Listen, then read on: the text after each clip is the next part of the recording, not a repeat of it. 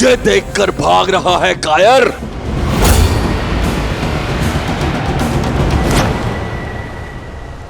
प्राण जाए फिर भी मैं आपसे युद्ध नहीं करूंगा भैया।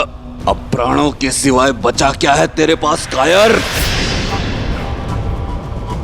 अब तो राज्य भी मेरा और रूमा भी। अब मत रोकिएगा महाराज सुग्रीव।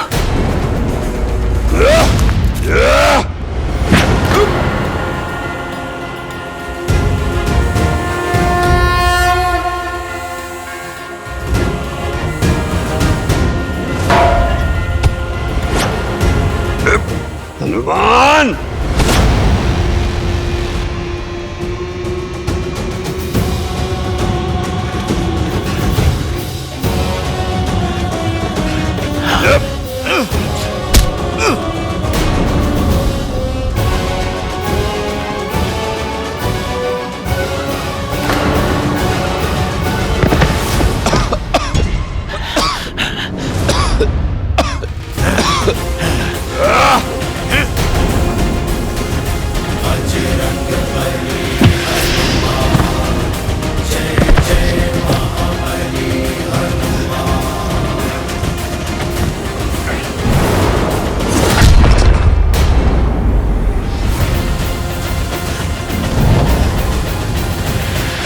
महाराज सुग्रीव, बस थोड़ा और निकट ही जाना है। आप ऋषिमुख पर्वत की सीमा तक जाओ।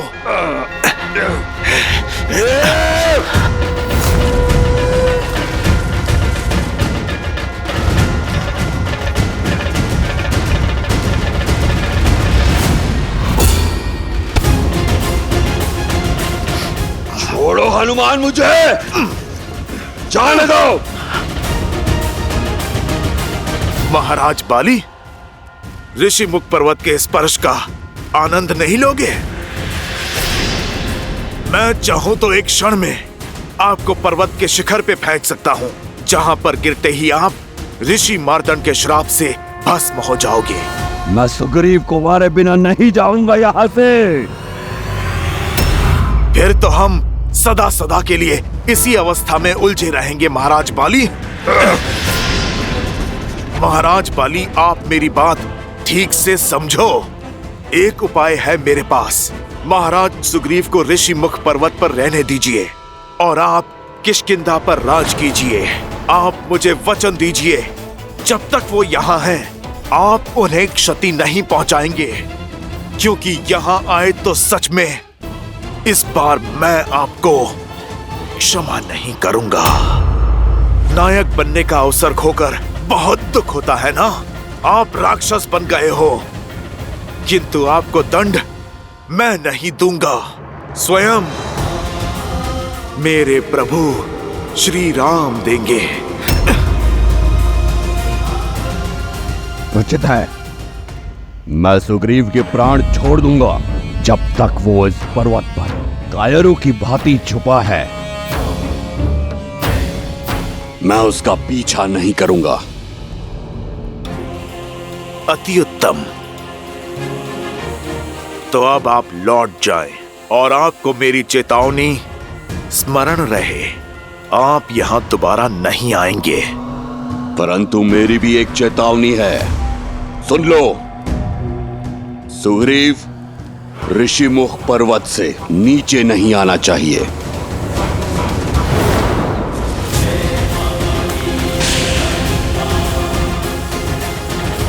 बाली, छल से मेरी शक्ति भी ले लो, तो भी मुझसे युद्ध करने के लिए तुम्हें सीमा को लांघना होगा।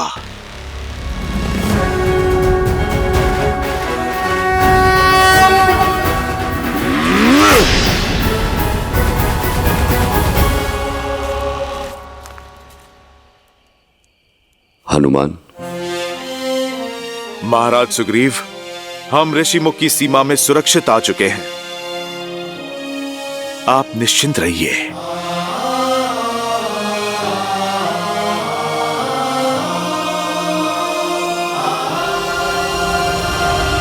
धन्यवाद हनुमान, तुमने जीवन दान दिया है मुझे।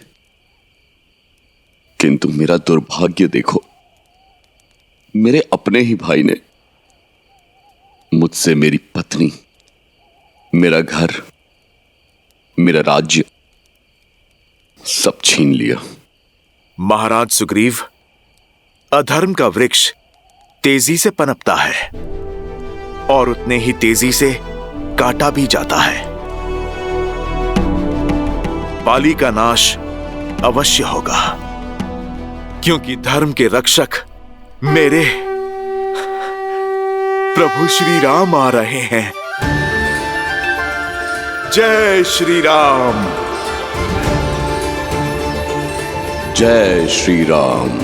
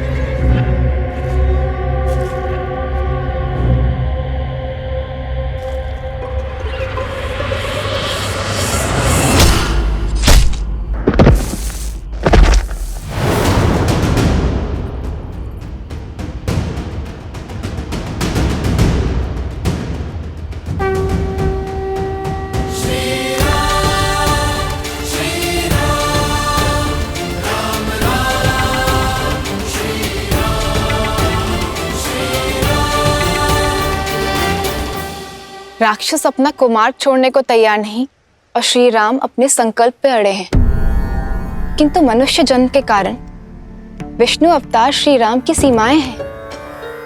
मनुष्य जन्म की भी मर्यादाएं हैं। बल और छल में वो इन राक्षसों से कैसे जीत पाएंगे? देवी, श्री राम की सीमाएं केवल मर्यादा तक सीमित हैं। समय और प्रयास की कोई सीमा नहीं है श्री राम के लिए, और इसी कारण इस वनवास काल में श्री राम ने सैकड़ों राक्षसों का संहार किया, कई ऋषियों और ऋषि कन्याओं का उद्धार किया। आयुष्मान बाबा, इसी तरह धर्म की रक्षा के लिए आगे बढ़ते रहो। नियति तुम्हारे साथ है। और साथ ही ज्ञान भी बटोरते चले गए, और इसी प्रकार धर्म और न्याय के पथ पर चलते हुए कई वर्ष बीत गए। परंतु इतना समय व्यतीत हो जाने के उपरांत भी श्री राम की भेंट ऋषि अगस्त्य से नहीं हुई थी। वो ऋषि अगस्त्य जिनके पास स्वयं श्री राम के प्रारब्ध की कुंजी है, इससे पूर्व की बहुत देर हो जाए, श्री राम का ऋषि अगस्त्य से मिलना अत्यावश्यक है।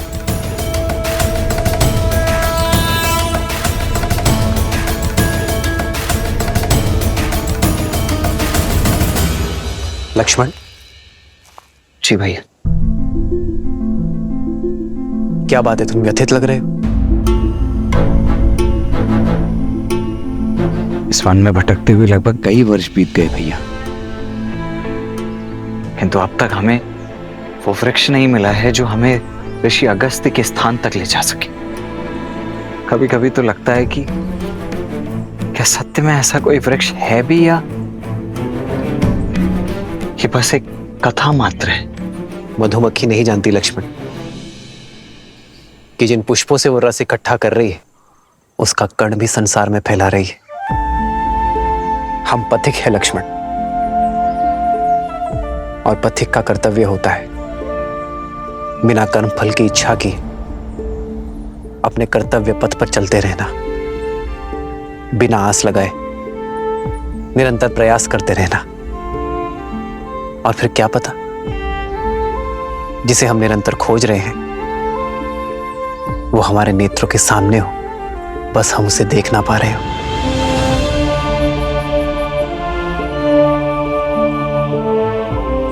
जी भैया। आओ सीता।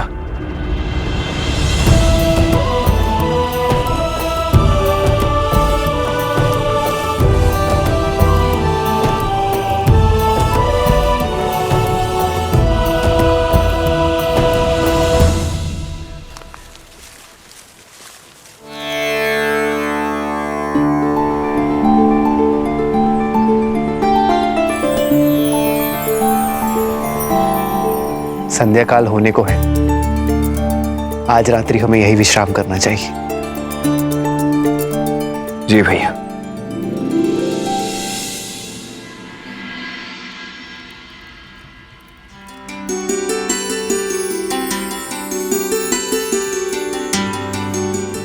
सीते,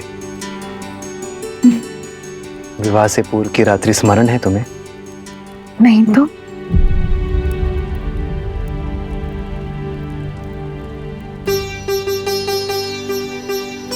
स्मरण उसे किया जाता है जिसे बुलाया जा सके, और मैं तो आज भी उसी क्षण में हूँ, उसे जी रही हूँ। उस रात्रि भी चंद्रमा इतना ही सुंदर था, और मिथिला की शीतलता पवन में घुली थी। मेरी सीता की सुगंध। अच्छा, मैं नहीं जानती थी कि धनुर्धर राम शब्दधर भी है।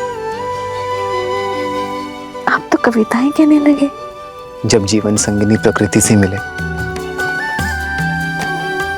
तो कोई भी कवि बन सकता है। राम राम राम राम।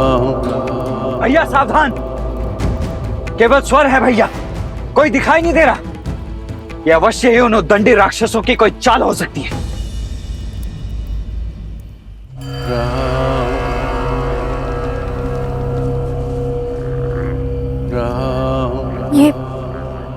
ये कैसी ध्वनि आ रहा? जो भी है, शुभ तो नहीं है भाभी। ऐसा प्रतीत हो रहा है जैसे ये संपूर्ण वन वेदना के सागर में डूबा हुआ है।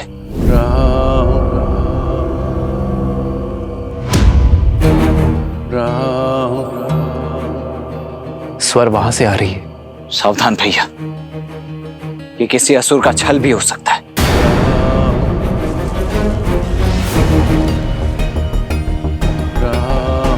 भैया, वन में पग मैंने आपकी सेवा और सुरक्षा के लिए ही धरा है, इसीलिए आगे तो मैं ही चलूंगा।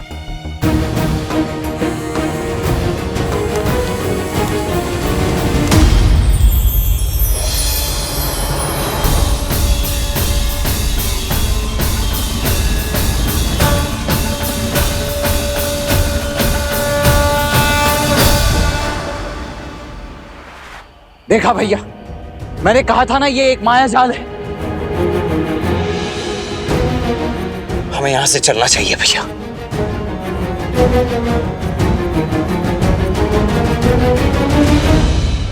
राम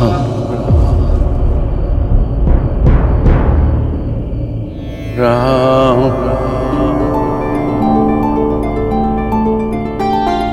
राम। नहीं लक्ष्मण, इस वृक्ष की पुकार में छल का सार नहीं,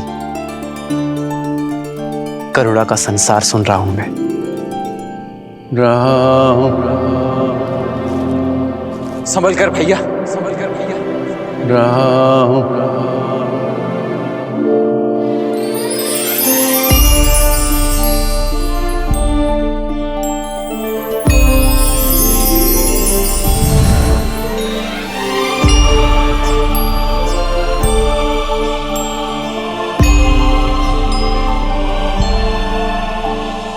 भैया, लगता है हमारी खोज संपन्न हुई। अगस्त्य ऋषि का पता बताने वाला वृक्ष यही है।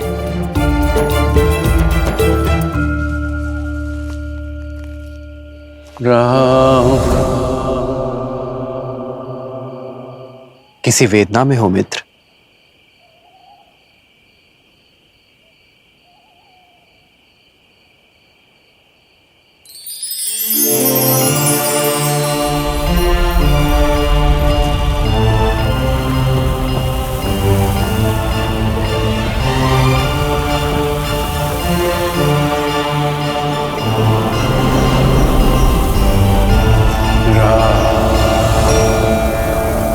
राम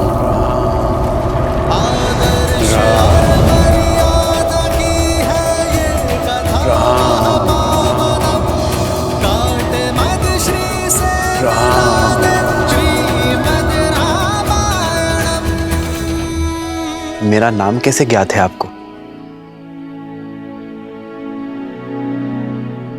इस सुरक्षा कवच को भेद कर मुझ तक पहुंचने का सामर्थ्य केवल आपकी करुणा में है राम। सैकड़ों वर्ष बीत गए प्रतीक्षा में, आज मेरे सौभाग्य के द्वार खुल गए। प्रणाम। आपके शब्दों में ज्ञान का आधार दिख रहा है। कौन है आप? मैं सुतीक्ष्ण, ऋषि अगस्त्य का शिष्य हूं। महर्षि अगस्त्य के शिष्य?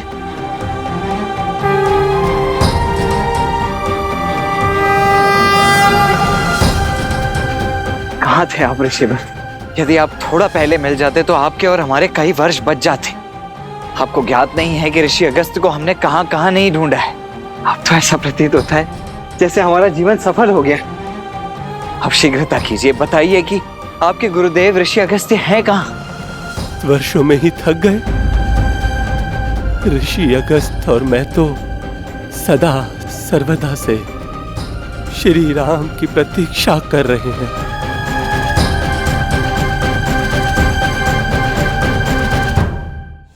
आइए, आपकी प्रतीक्षा का अंत किए देते हैं। जी।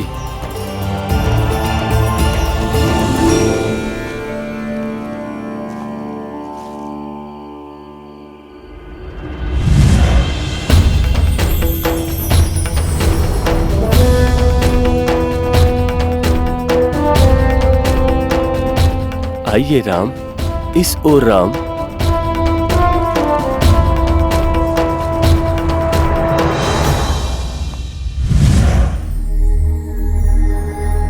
देव ऋषि के आश्रम में आपका स्वागत है।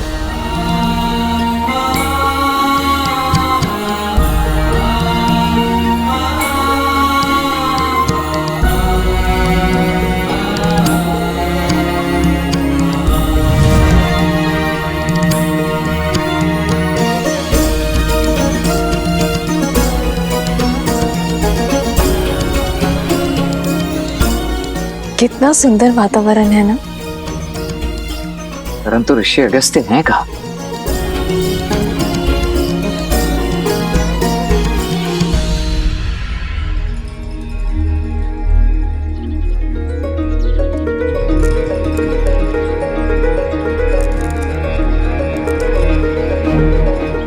सामने देखो लक्ष्मण।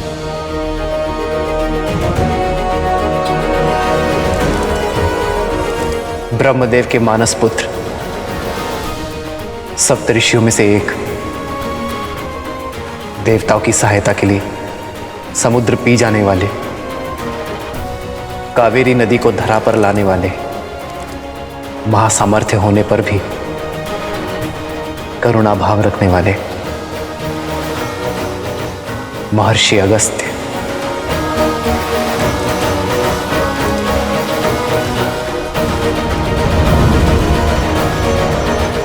आ गए राम।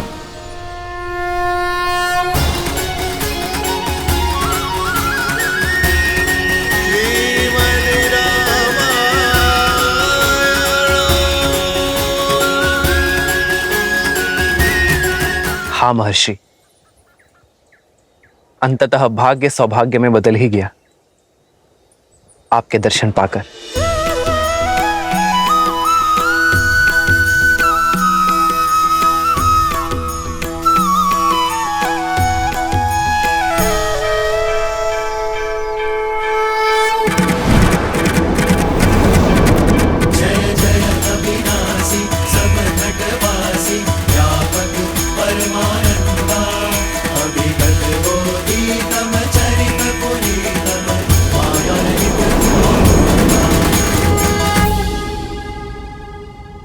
श्री राम श्री राम श्री राम श्री राम श्री राम श्री राम श्री राम श्री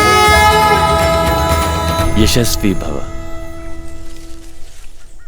मन कहता है वर्षों की प्रतीक्षा की सुखद अंत और मेरे श्री राम सदा के लिए यहीं रुक जाएं, पर मैं जानता हूं आपका उद्देश्य बहुत बड़ा है और उद्देश्य पूर्ण करने के लिए समय सीमित है।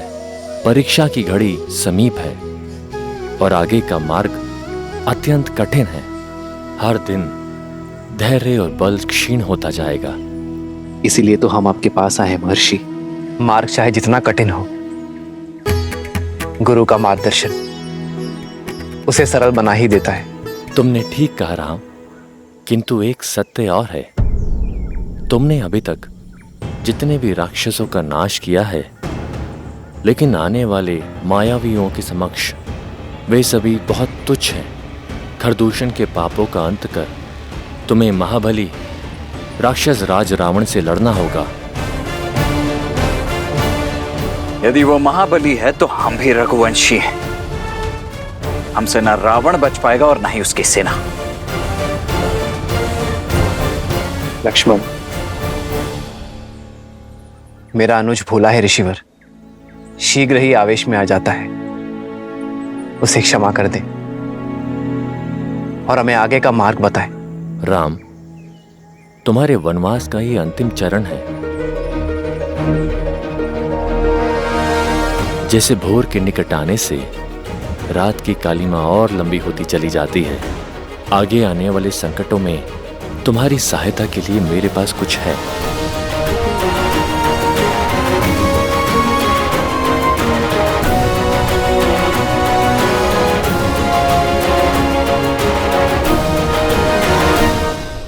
राक्षसराज! राक्षसराज! राम राम राम! महाकपाल, इतने बलशाली राक्षस होकर इतने व्यतीत राम राम राम कर रहे हो। मुख से और शब्द निकालोगे तब व्यथा समझ आएगी। वो राम दशरथ का पुत्र सहस्त्र राक्षसों का संहार करके हमारी ओर बढ़ रहा है। मर्यादा और धर्म का रक्षक राम ऋषि अगस्त से भेंट करने गया है। वही जो जन्म से बली है और कर्म से प्रखर। ऐसे में यदि वो दिव्य अस्त्र राम को मिल गया तो उसे कोई रोक नहीं पाएगा। मैं रोकूंगी।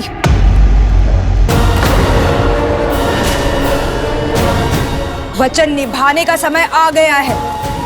ये शूर्पणखा राम और उसके भाई का संहार कर सीता को सदा सर्वदा के लिए भैया रावण को सौंपेगी।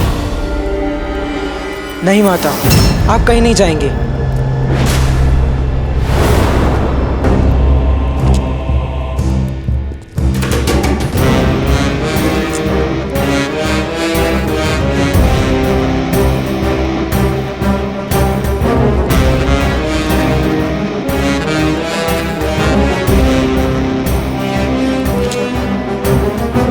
नहीं रुक सकती हूं मैं पुत्र।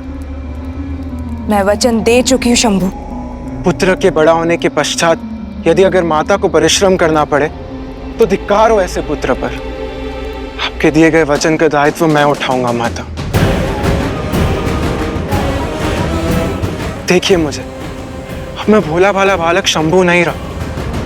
मामा श्री खर और दुष्यंत ने मुझे माया युद्ध की हर एक चाल सिखाई।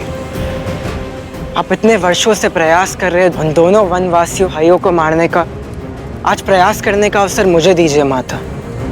विश्वास रखिए, उन दोनों वनवासियों को मारकर सीता को बंदी बनाने के लिए मैं अकेले ही पर्याप्त हूं। बधाई हो शूर्पणखा।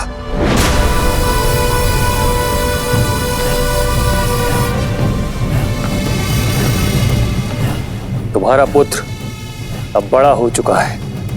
अति उत्तम भांजे, किंतु साहस और मूर्खता में धागे भर का अंतर होता है। अपने शत्रु के बल को कम आंकना मृत्यु को निमंत्रण देने जैसा है। तो आपको लगता है मैं सज नहीं? हो शंभू, तुम सज्ज हो और खर भैया तुम्हें जाने से नहीं रोक रहे। बस महाकपाल और सेना को साथ लेकर जाओ।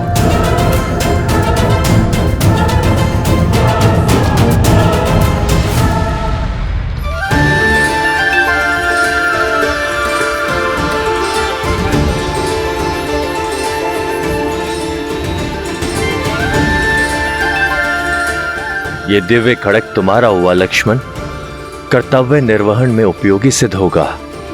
इसकी धार के आगे कोई माया नहीं टिकेगी।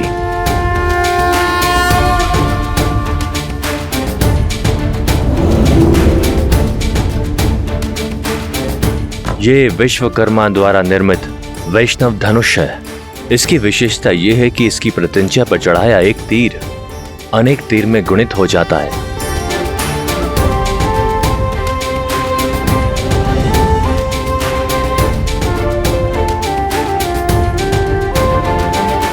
ये विशेष प्रकार का तुनीर है। इसके बाण कभी समाप्त नहीं होते।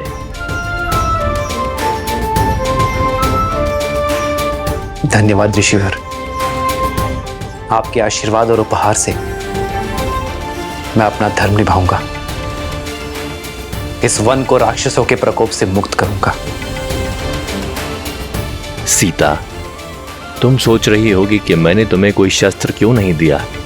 तुम्हारे पास तो इस संसार का सबसे अद्भुत और शक्तिशाली अस्त्र है। वो है राम के प्रति प्रेम और समर्पण। इससे तुम किसी भी पाप और किसी भी अधर्म को मिटा सकती हो। ऋषिवर, अब हमारा मार्गदर्शन कीजिए कि हमें किस मार्ग पर चलना चाहिए। ध्यान और धर्म का गण है पंचवटी। वहीं बसेगी राम और सीता की गृहस्थी।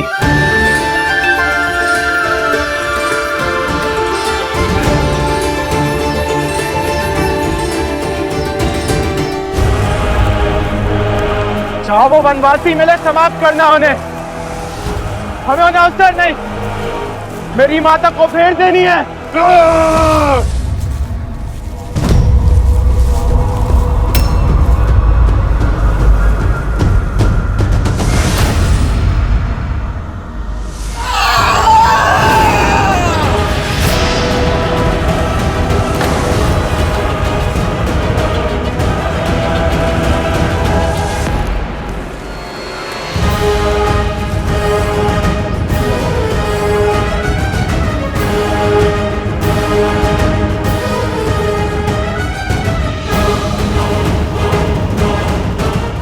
मार्ग छोड़ो।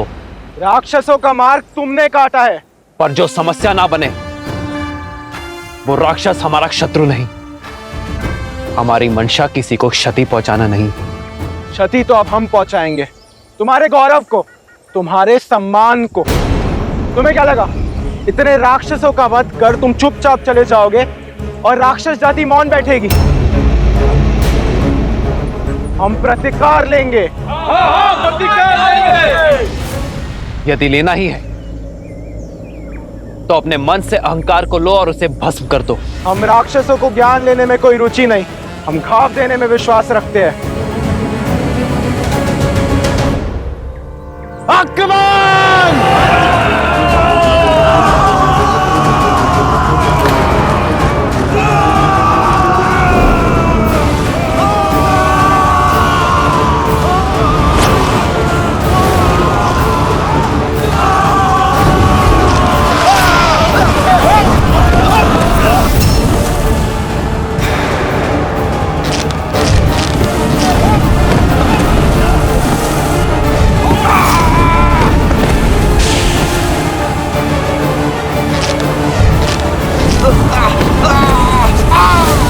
ऋषि अगस्त्य की भेंट तो उनकी ही भांति अद्भुत है भैया।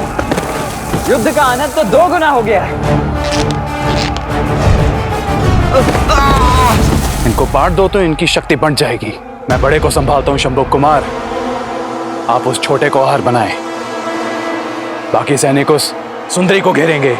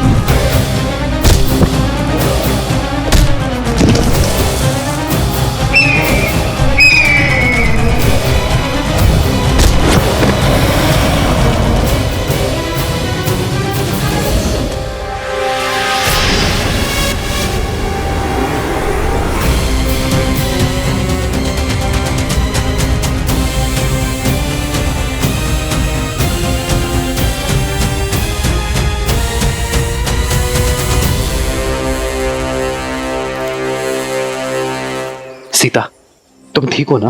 श्री राम और भैया लक्ष्मण के होते हुए मुझे कुछ नहीं हो सकता है।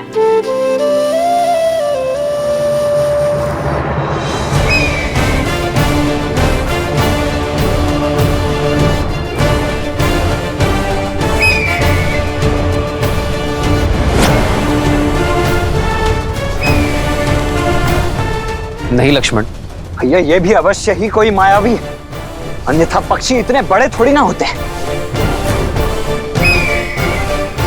मित्र और शत्रु के बीच भेद करना सीखो लक्ष्मण। इन्होंने सीता को बचाया है, हमारी सहायता की है।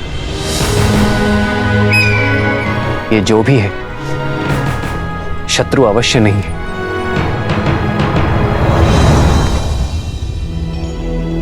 गिद्धराज से भेंट भई बहुविधि प्रीति बढ़ाई, गोदावरी निकट प्रभु रहे परन ग्रह छाई। आपने मुझे अपना ऋणी बनाया है, उसके लिए मैं आपका आभारी हूं। कृपया अपना परिचय देने की कृपा करें ताकि मैं आपका यह ऋण स्मरण रख सकूं। मित्र के परिवार की सहायता कोई ऋण नहीं है राम। मैं पक्षीराज गरुड़ का वंशज जटायु हूं।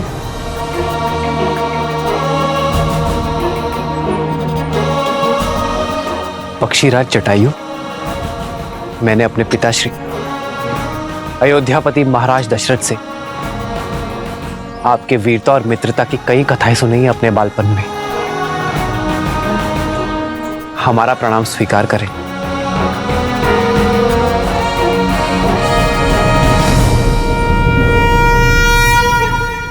मेरे पिताश्री के मित्र मेरे भी पिता तुल्य हुए। आप हमारे लिए वंदनीय हैं पक्षीराज। ये मेरा अनुज लक्ष्मण है और ये मेरी धर्मपत्नी मिथिला की राजकुमारी सीता। कितनी सौभाग्यशालिनी हूं मैं कि मायके और ससुराल से दूर होते हुए भी पिता समान पक्षीराज के सुरक्षा में हूं मैं। मित्र दशरथ की पुत्र वधु मेरी भी वधु हुई ना पुत्री। सदा सौभाग्यवती भव। किंतु आप तीनों इन राक्षसों से भरे घने वन में वनवासी भेष में क्यों घूम रहे हैं?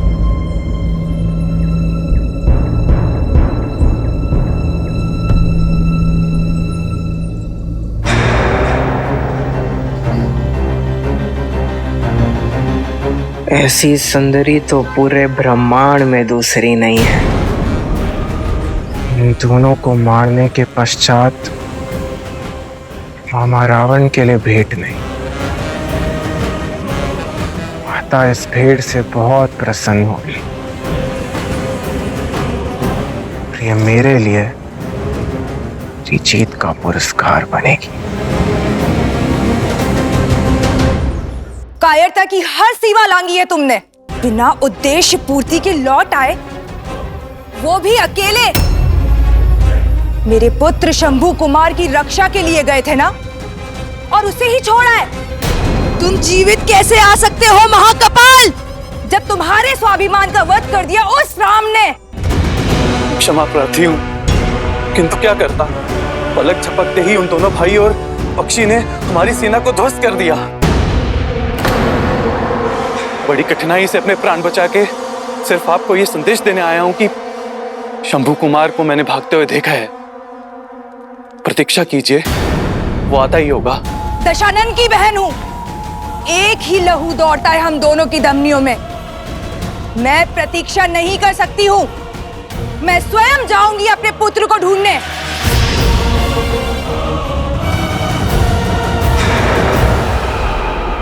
महाराज दशरथ के साथ एक युग का अंत हो गया। वो केवल मेरे परम मित्र ही नहीं थे, किंतु एक धर्मनिरपेक्ष राजा, एक न्यायोचित सम्राट भी थे। एक महान योद्धा खोया है संसार ने देवासुर संग्राम में। अन्याय के विरुद्ध लड़ने का निर्णय लेने में एक क्षण नहीं लगाया उन्होंने। मुझे गर्व है राम, यहाँ दोनों भाई उन्हीं के पथ पर चल रहे हैं। अन्याय के विरुद्ध ये यात्रा सरल नहीं है, किंतु निश्चिंत रहना राम, मैं आकाश से सदा तुम तीनों पर दृष्टि रखूंगा। पर फिर भी सावधान रहिएगा। पंचवटी दिखने में जितना सुंदर है उतना ही भयंकर भी। यहाँ प्रत्यक्ष और प्रमाण में अधिक अंतर नहीं है, पग पग पर संकट है।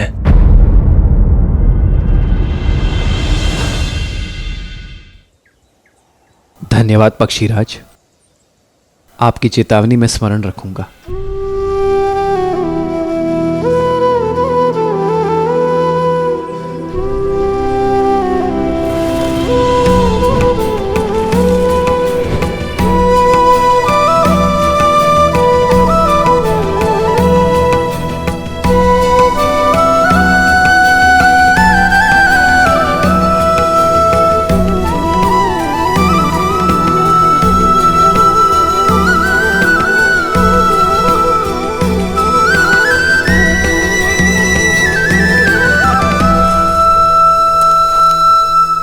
पर मैं सदा सज्ज रहूंगा अपने मित्र के संतान की सहायता के लिए।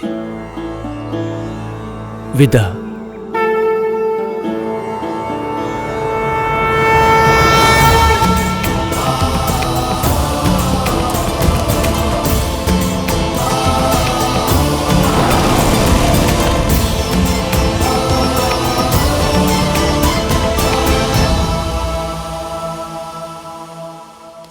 शंभू, कहाँ हो पुत्र? शंभू, शंभू कुमार।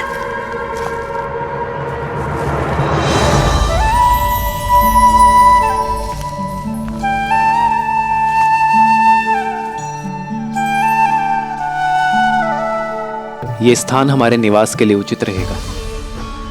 ये पथरीला पर्वत हमारी रक्षा करेगा। जैसी आपकी इच्छा भैया। मैं अभी यहाँ कुटिया बनाने की सारी तैयारियां आरंभ करता हूँ।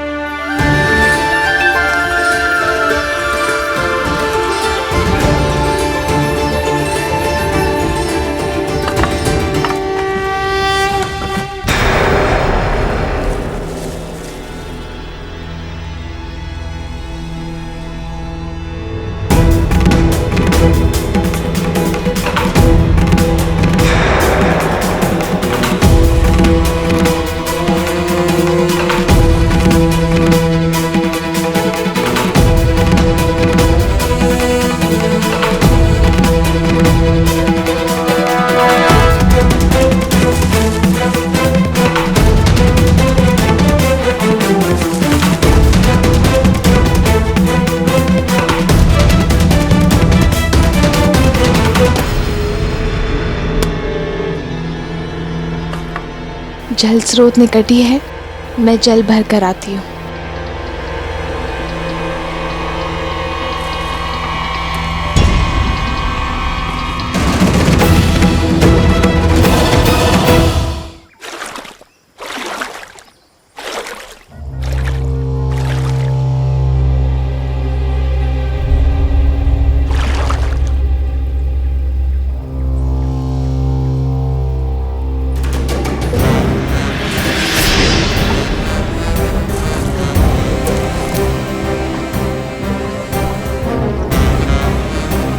भाभी माँ,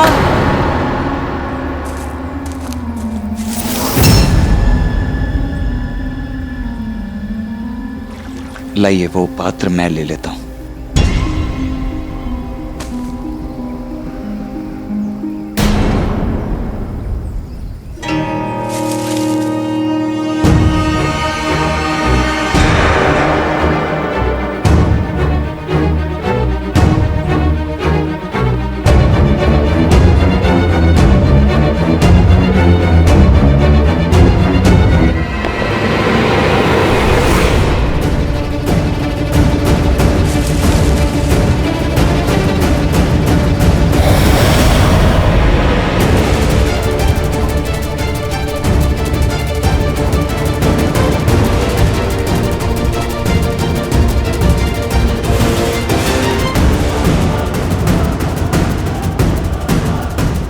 क्या देख रहे हो लक्ष्मण भैया?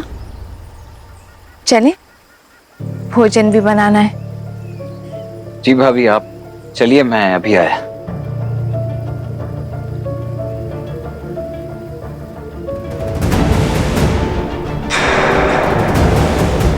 पहले तो ये वृक्ष यहां नहीं था, अचानक यहां कैसे आया?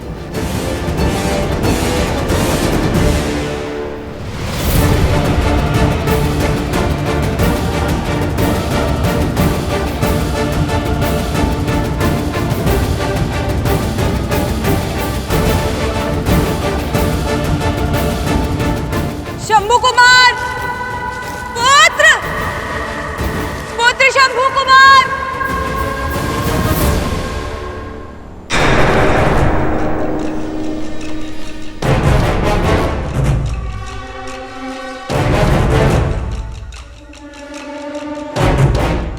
ये कैसा पेड़ है जिसकी जड़ें भूमि में नहीं है?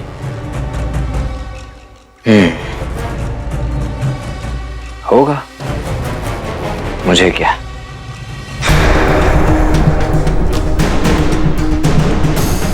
पुत्र शंभू कुमार, कहाँ हो पुत्र?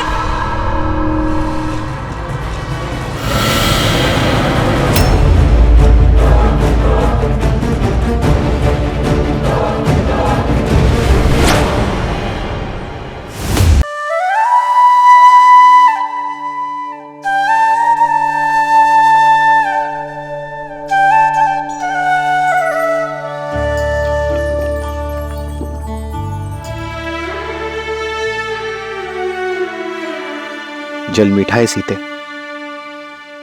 और आपकी आंखों में ये जो जल है वो संसार से अपना मन छुपा सकते हैं, पर अपनी सीता से नहीं यार। पिताश्री का स्मरण हो रहा है ना, पक्षीराज जटायु को गले लगाकर आपको पिताश्री के ना होने का दुख बीत गया ना। कभी कभी तो लगता है कि तुम ही मेरा मन हो सीते।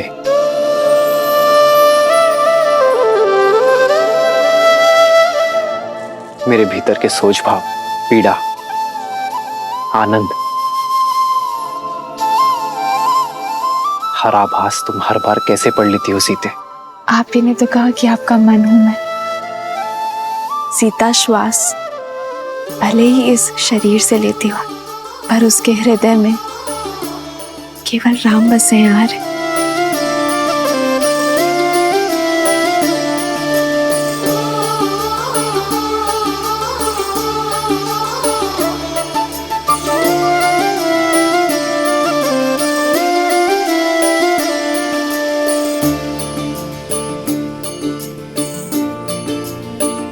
तभी तो इस निर्जन वन में इतने वर्ष तुम्हारे साथ कैसे बीत गए सीता, मुझे ज्ञात ही नहीं चला। मेरे संकल्प को संभाला है। इस धर्म यात्रा की रथ हो तुम।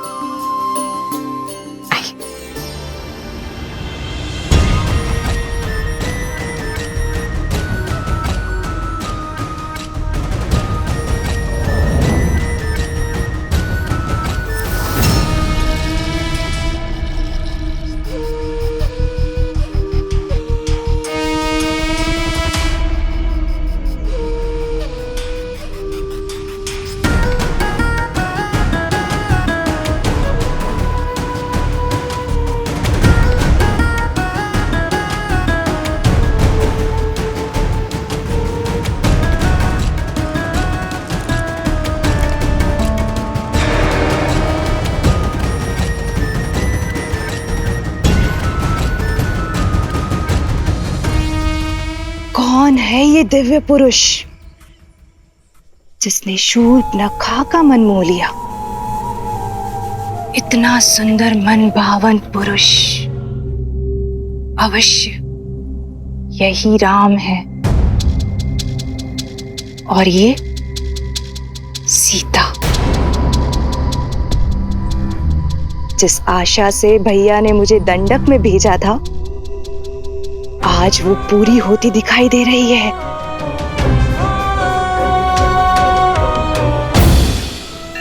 मैं खोजूंगी सीता को। सीता पर केवल मेरे भाई लंकेश का अधिकार होगा। भैया को दिया वचन निभाने की घड़ी आ गई है। राम से सीता को सदा सर्वदा के लिए दूर कर दूंगी मैं। संध्या का समय मैं भोजन बना लेती हूँ।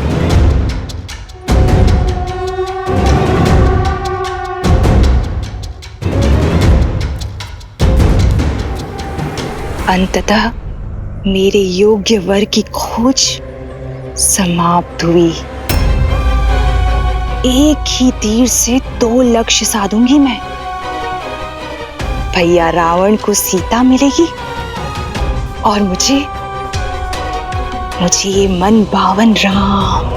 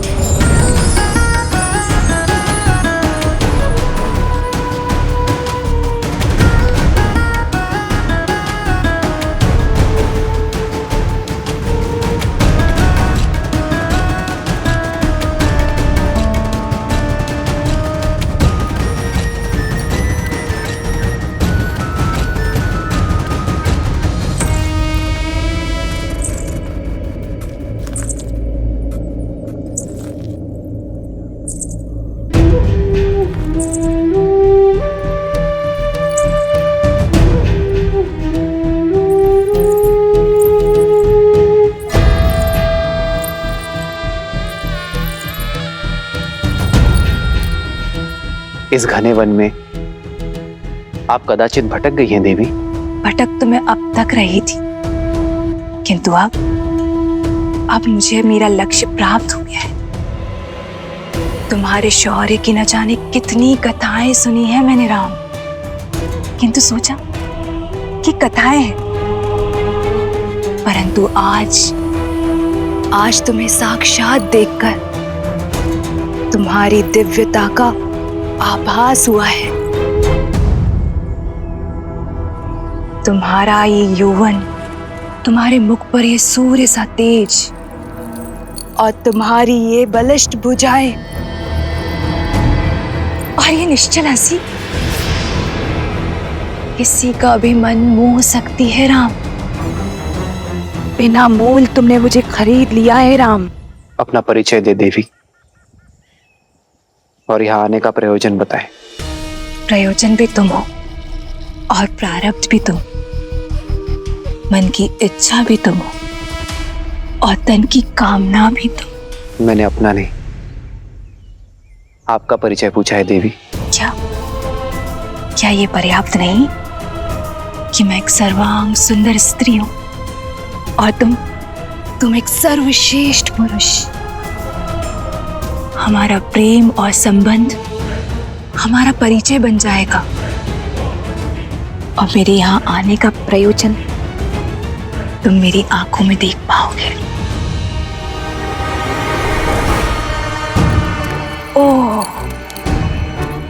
मुझे वो पुरुष बहुत भाते हैं जिन्हें पाना थोड़ा कठिन होता है। मन कठोर न करो राम। मैंने सुना है कि बल के साथ साथ तुम बुद्धि के भी धनी हो, तो अब तक तो ये समझ ही गए होगे ना कि मैं तुम पे कितना मोहित हो चुकी हूं। तुम्हें पाना चाहती हूं, तुम्हारी होना चाहती हूं।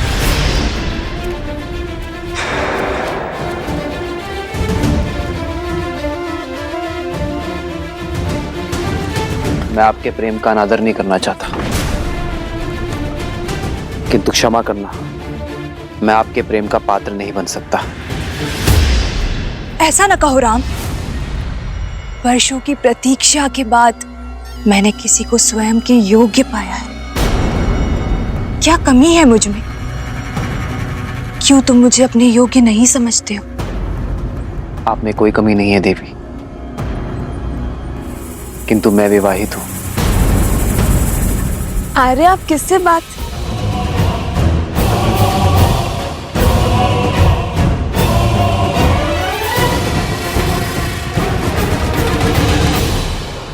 आओ सीता, इनसे मिलिए देवी। यह है मेरी धर्म पत्नी जनक नंदिनी सीता।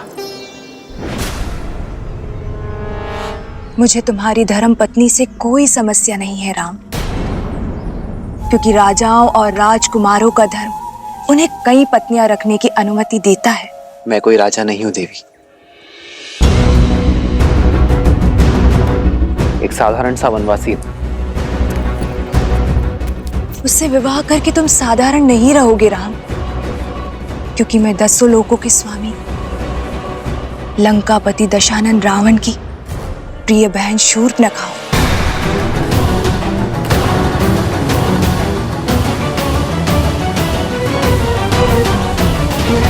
दंडकारण्य के राजा खर और दूषण भी मेरे भाई हैं।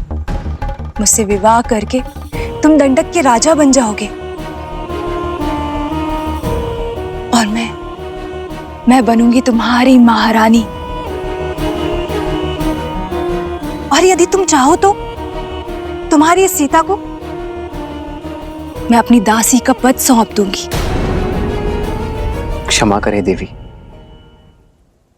मुझे राजपाट पद प्रतिष्ठा से कोई मोह नहीं है, अन्यथा मैं वनवास में नहीं होता। मेरी दशा समझे देवी।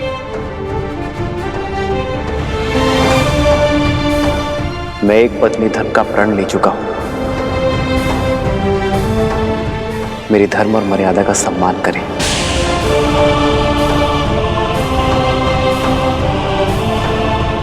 ऋतु स्नान से पवित्र एक स्त्री का प्रेम प्रस्ताव ठुकराना भी तो अधर्म है न राम। क्या तुम ये पाप करोगे? अंतर है देवी। जीवन के 4 पुरुषार्थ में से धर्म काम से पहले आता है। यदि कोई कर्म धर्म संगत ना हो, धर्म की सीमा में ना हो, तो वो कर्म अधर्म और पाप का कारण बन जाता है। आपके प्रस्ताव में काम है देवी, और मेरी नाम है धर्म है। मैं यहाँ नीति और शास्त्र का पाठ पढ़ने नहीं आई हूं, मैं तो तुमसे विवाह करने आई हूं राम। भैया जल ले आया।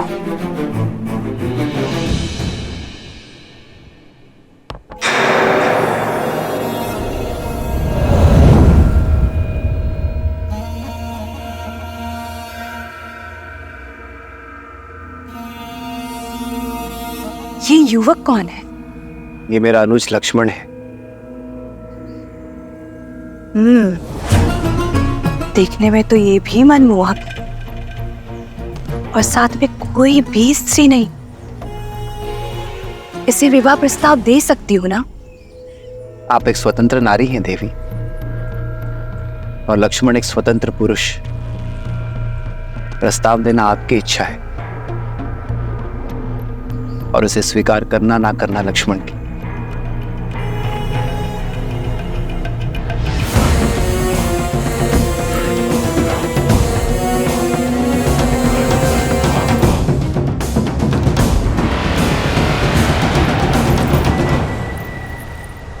वीर पुरुष, संयोग देखो, एक सुंदर स्त्री की भेंट एक रूपवान पुरुष से हो रही है, और दोनों ही इस वन में अकेले हैं।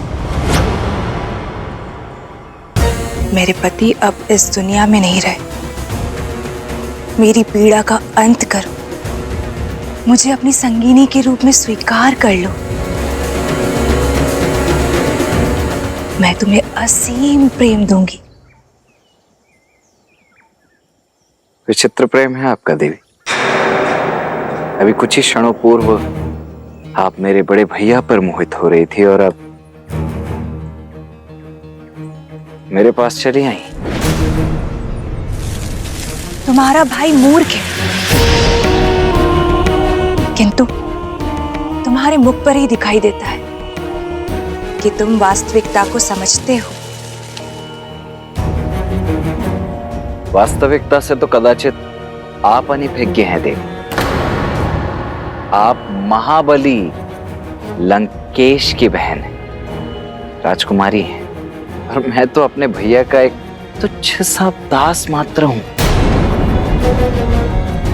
अब मेरी संगिनी बनने का अर्थ होगा कि मेरे भैया और भाभी की दिन रात सेवा करना।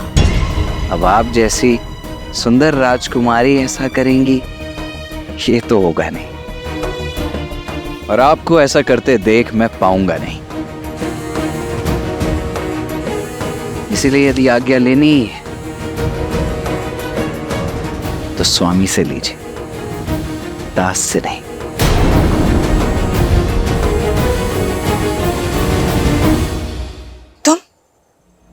तुम दोनों भाई खेल खेल रहे हो ना मेरी भावनाओं के साथ।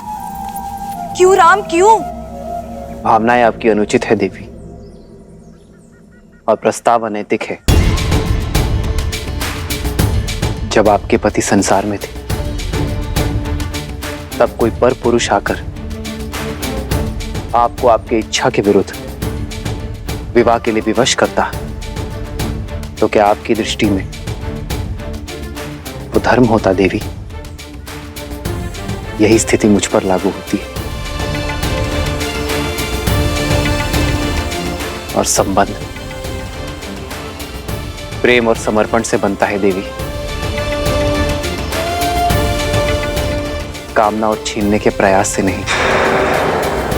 आपके लिए यही श्रेष्ठ होगा कि आप किसी ऐसे व्यक्ति को खोजें जो आपसे प्रेम करे, वही आपको संतोष दे पाएगा देवी। मैं अपनी सीता से अत्यंत प्रसन्न हूं। मैं अपनी सीता के अतिरिक्त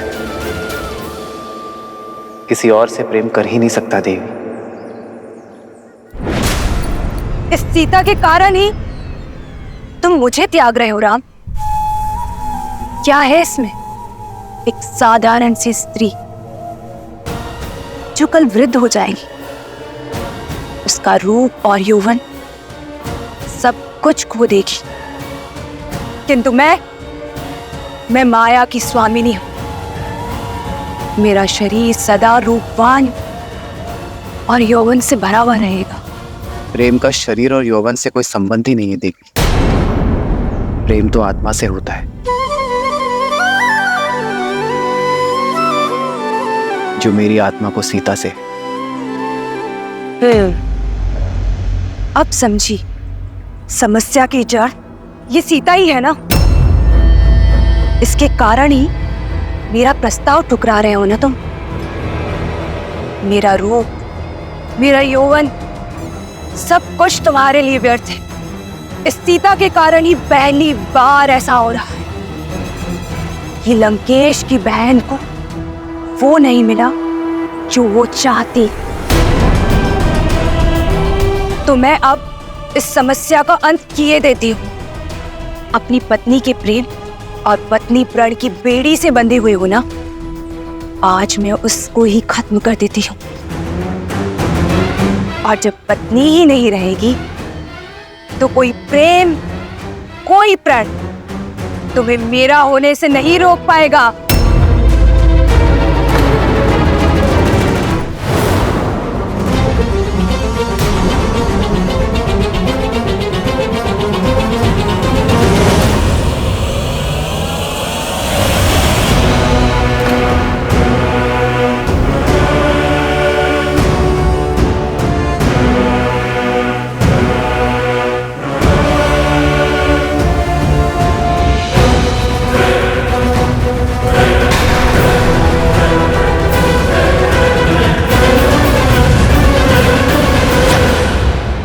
दुष्ट राक्षस है सीते।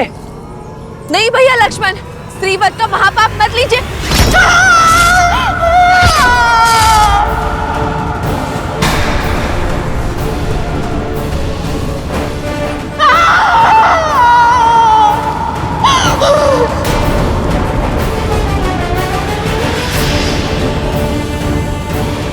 जिस रूप और सौंदर्य के अहंकार में चूर होकर इतने बड़े पाप का दुस्साहस करने जा रही थी, वही अब तुम्हारे जीवन भर का अभिशाप बनेगा।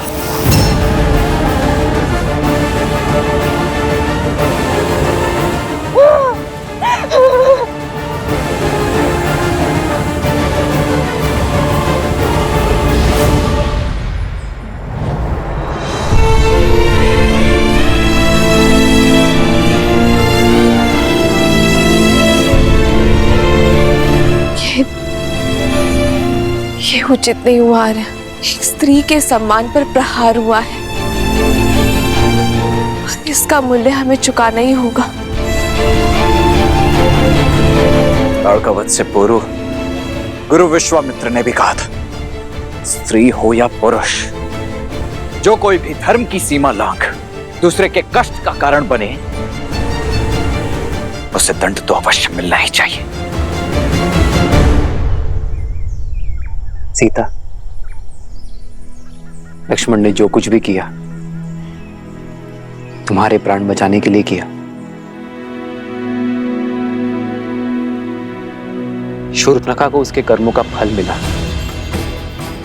जब मनुष्य अपने रूप और शक्ति के कारण अनुचित कार्य करता है, अधर्म करता है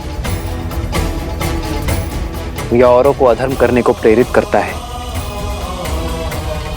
तो उसे उसका दंड अवश्य मिलता है। सीता, जिस रूप और पद के गर्व के कारण शूर्पणखा ने यह पाप किया, उसका छिन जाना ही उसका फल है। सीता, परंतु उस पर जो प्रहार हुआ, हमारा कर्म था रे। अपने कर्मों से तो हम विमुख हो ही नहीं सकते सीते, उसका फल तो अवश्य मिलेगा, किंतु उसका सामना हम एक साथ करेंगे।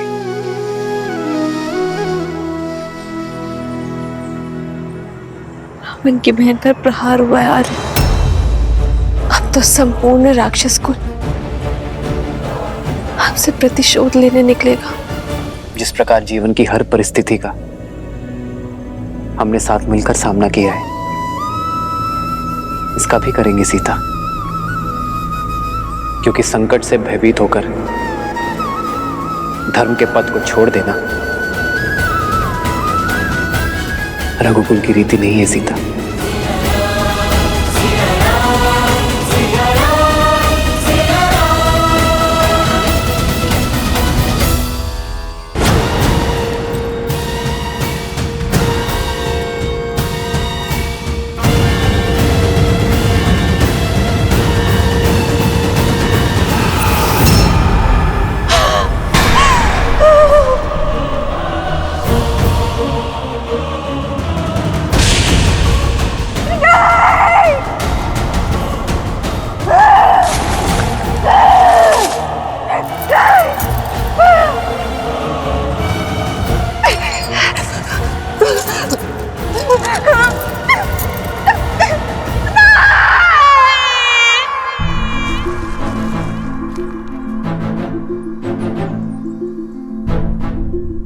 राक्षस प्रजाति हमसे प्रतिशोध लेने अवश्य आएगी लक्ष्मण।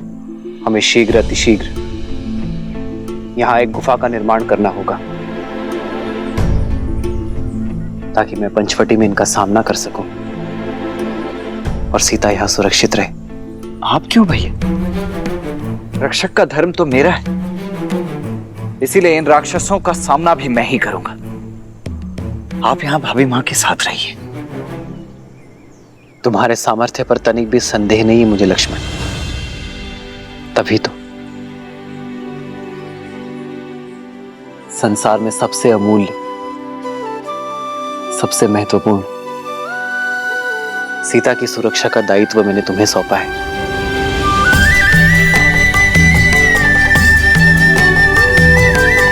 जी भैया।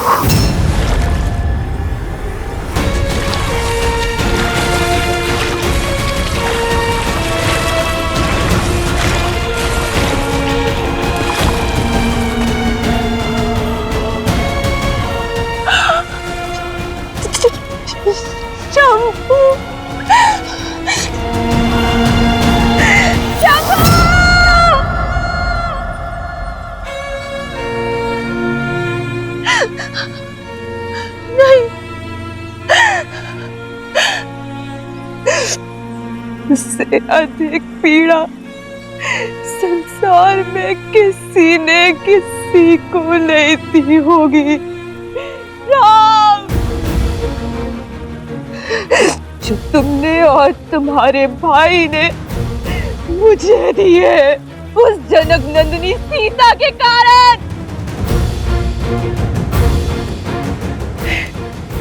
एक स्त्री के लिए उसका रूप और माल, और एक माता के लिए अपने संतान के प्राण संसार में सबसे अधिक प्रिय होते हैं। और तुमने मुझसे दोनों छीन लिए।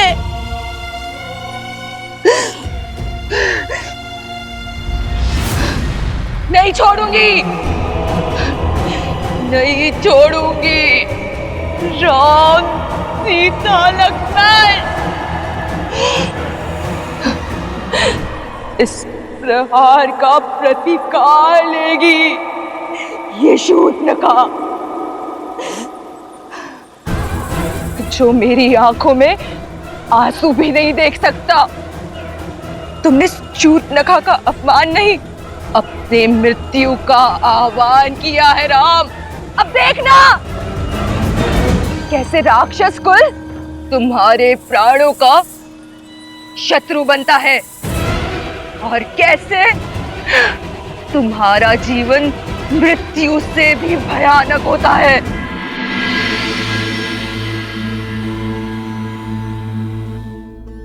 ये कैसा विरोधाभास है महादेव? एक और श्री राम शापित अहिल्या का उद्धार करते हैं, राक्षसी ताड़का को मां कहकर पुकारते हैं, और वहीं दूसरी ओर शूर्पणखा के साथ इस घटना का समर्थन भी करते हैं।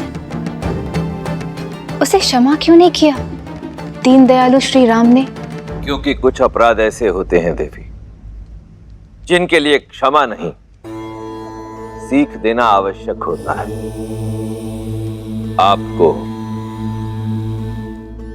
धूम्रलोचन तो स्मरण होगा, वो असुर जिसने स्वयं आपके समक्ष भी ऐसा ही कुप्रस्ताव रखा था। आपने उसे एक फूंक मारकर भस्म कर दिया था। रक्त बीज, जिसके रक्त की एक बूंद भी आपसे छूटने ना पाई थी, क्योंकि प्रहार तब भी एक स्त्री के सम्मान पर हुआ था, पति और पत्नी के पवित्र संबंध पर हुआ था। और श्री राम, वो तो संसार को आदर्श और मर्यादित जीवन की विधि सिखाने के लिए ही आए हैं।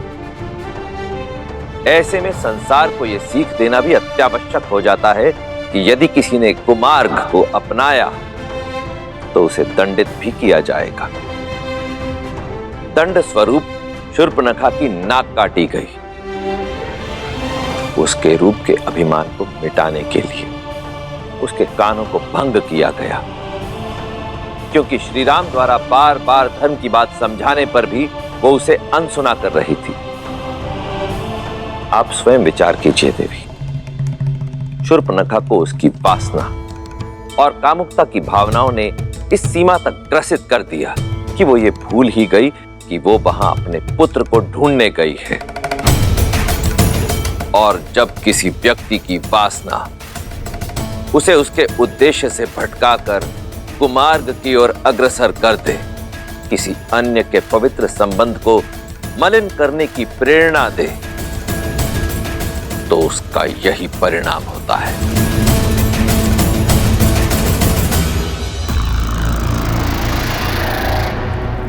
भैया,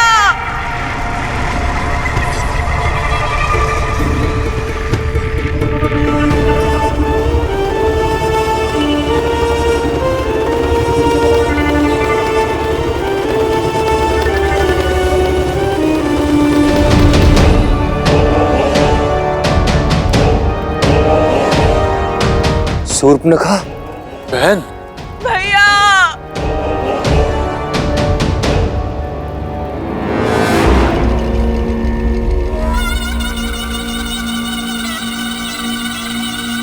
बहन, ये कैसे? किसने किया ये दुस्साहस? भैया, लक्ष्मण ने, राम के भाई लक्ष्मण ने किया ये।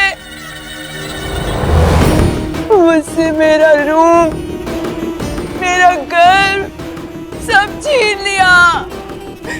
भैया, रक्षवंश का सम्मान ही नहीं,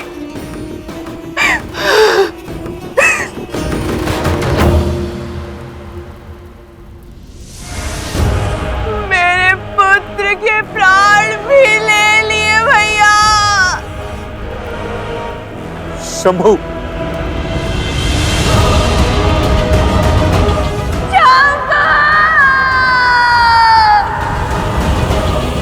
उन वनवासियों का इतना दुस्साहस, इसका मूल्य चुकाएंगे वो। अपना प्रतिशोध पूरा होते देखोगी तुम बहन। ऐसी मृत्यु देंगे उन वनवासियों को कि भय का दूसरा नाम दंडकारण्य भी भयभीत हो उठेगा। उचित कहा दूषण, किंतु उससे पूर्व शंभू की अंत्येष्टि करनी होगी।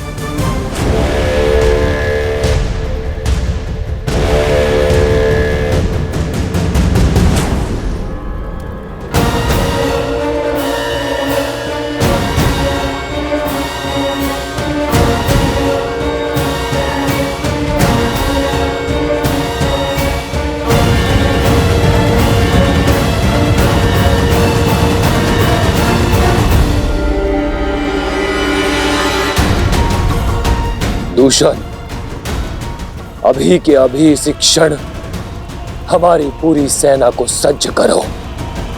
पूरे 14,000 राक्षस सैनिकों के साथ पंचवटी की ओर कूच करेंगे। बहन के अपमान की अग्नि अब शत्रु के रक्त से बुझेगी। किंतु भैया, न राम साधारण है और ना ही उसके अस्त्र। भला हमारे रक्ष सैनिक उन शत्रुओं के सामने कैसे टिक पाएंगे भैया? यदि उनके पास दिव्य अस्त्र है तो हमारे पास भी 6 अति बलशाली वीर राक्षस सेनापति हैं। दूषण और महाकपाला के साथ 4 और शूरवीर, जिनमें बल और बुद्धि दोनों का अद्भुत संगम है। और उनमें पहला है 3 सिरों का स्वामी, अपनी भुजाओं में संपूर्ण सेना का बल रखने वाला असुर सेनापति त्रिशिरा।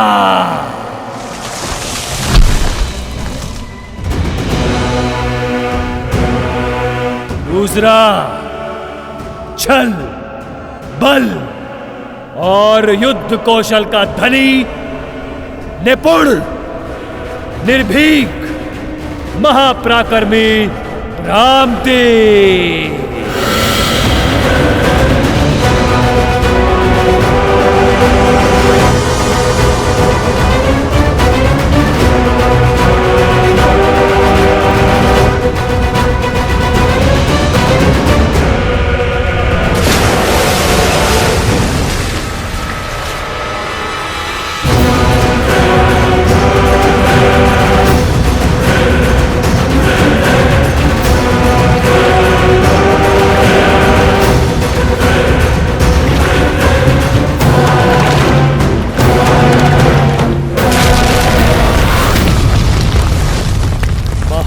शक्तिशाली, आतंक का पर्याय, बल की पराकाष्ठा, जिसके आगे न देव टिक सकते हैं न दानव, महाबली अरिष्टा।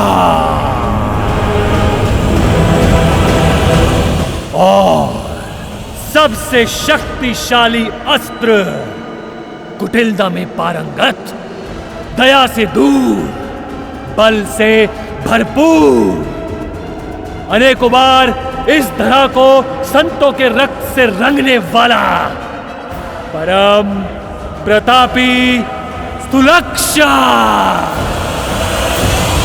जिनके वार से देवता भी नहीं बच सकते, उनके प्रहार से वो तुच्छ मानव कैसे बचेंगे? मनुष्य शरीर 5 तत्वों से बना है और हमारे 6 वीर सेनापति राम और लक्ष्मण का हर अंग भंग कर देंगे, आत्मा तक को नष्ट कर देंगे उनकी।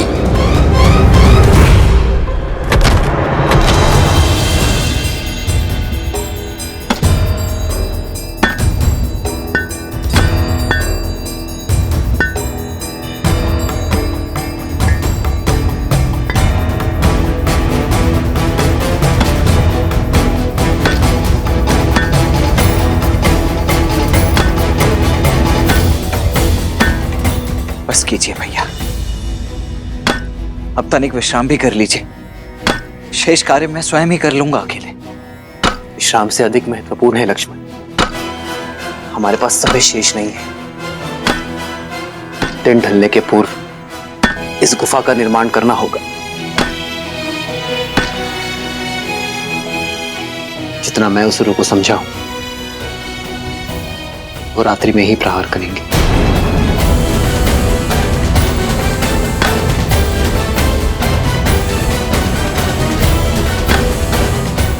जो आ गया भैया।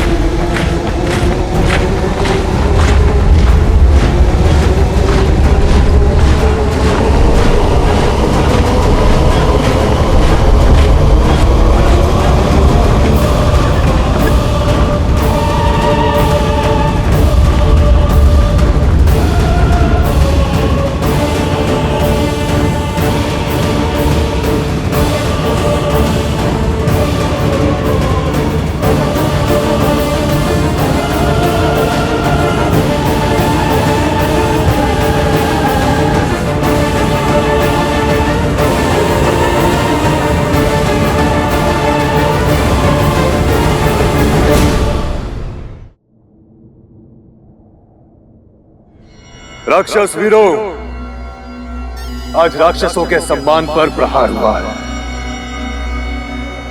2 तुच्छ वनवासियों ने हमारे बल को ललकारा है, हमारे शौर्य को चुनौती दी है।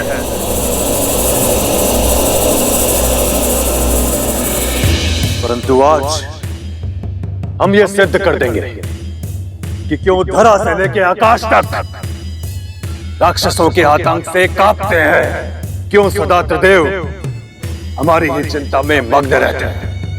हम राक्षस कहलाते हैं। राक्षस, राक्षस।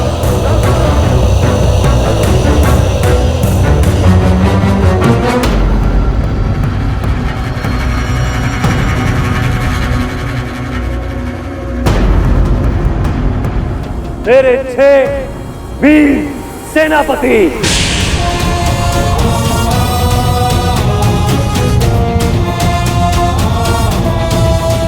अपनी अपनी सैन्य टुकड़ी के साथ आज रात यहां से प्रस्थान करेंगे। हम राम और लक्ष्मण का संहार कर वापस लौटेंगे।